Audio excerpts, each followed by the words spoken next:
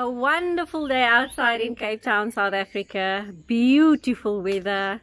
An ideal day just to go out, pack a picnic basket, sit by the beach, do a Cape Peninsula tour, and also maybe visit Kirstenbosch Botanical Gardens, which happens to be one of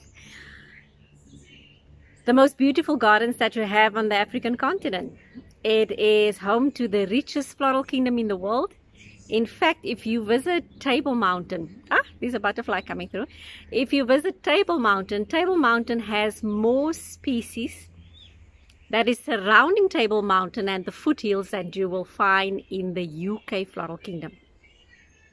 It's also the only floral kingdom that grows in the country and stays within the borders of the country where it originates from.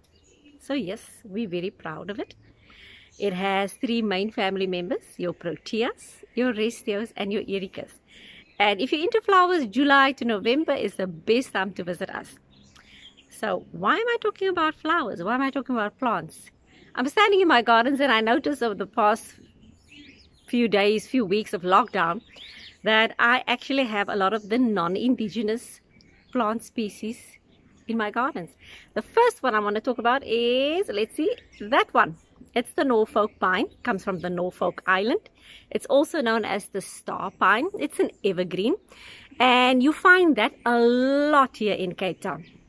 We had during the 16th, the 17th and the 1800s, timber that was brought in from the southern hemisphere, was brought in from Australia to stabilize soil, for telephone poles, for laying of railway tracks, for building works in Cape Town. Excellent for then, bad for now, because it's choking up our own vegetation. So I have a couple of those in my garden. So it means I need to go do more research and do a indigenous garden. So anyone that's into gardening, give me a shout. The other one that I love in my gardens is the Frangipani. And the Frangipani comes in an array of different colors, different varieties. You get them in pink, you get them in yellow, you get them in yellow and white. And let me show you which one I have. So this is what I have over here. Up. Let me just show you. Up we go. There we go. It's a beautiful view. They originate out of Mexico and Panama. It's also known as a plumeria. And you know, at night it gives the most beautiful scent. Okay, moving swiftly along, let me introduce you to the Chinese rose. This Chinese rose, the other name for it is hibiscus. And the hibiscus also comes in various varieties.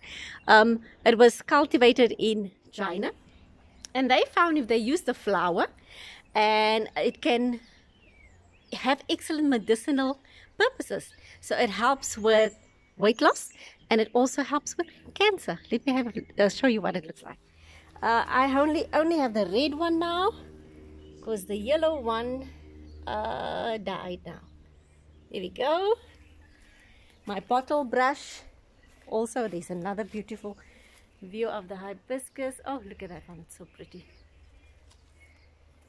My bottle brush is not blooming. Best time for this, for our indigenous plant species to come is July to November. There's this big bottle brush over there. Unfortunately not in bloom. And then this alien is outgrowing my own gardens here. Okay, the one I want to focus on lastly but not least is an indigenous. It's called the Aloepherox.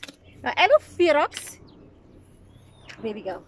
When it blooms, it gives the most beautiful orange flowers. It goes up high.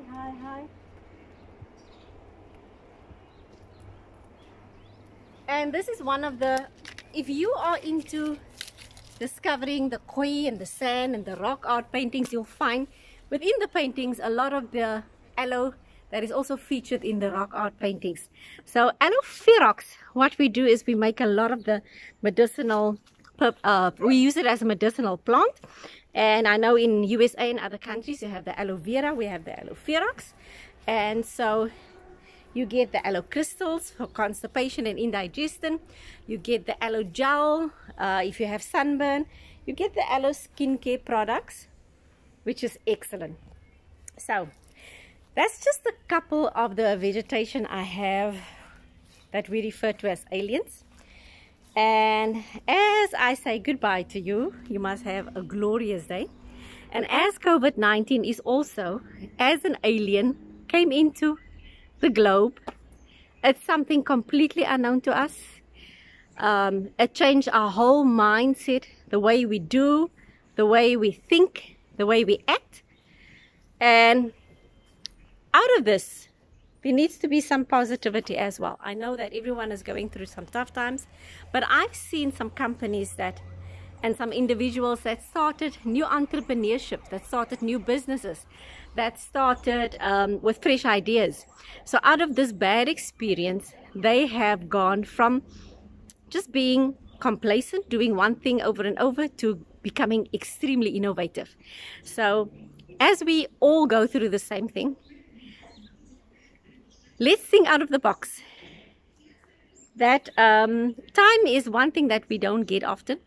So let's use this time to create new ideas, new fresh ways of doing things, new fresh ways of thinking, new fresh ways of exploring, and new fresh ways of finding ourselves.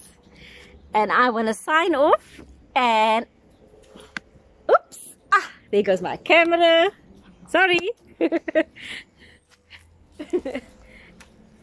And God bless. You must have a wonderful day, and when you visit South Africa, make sure that you give us a shot.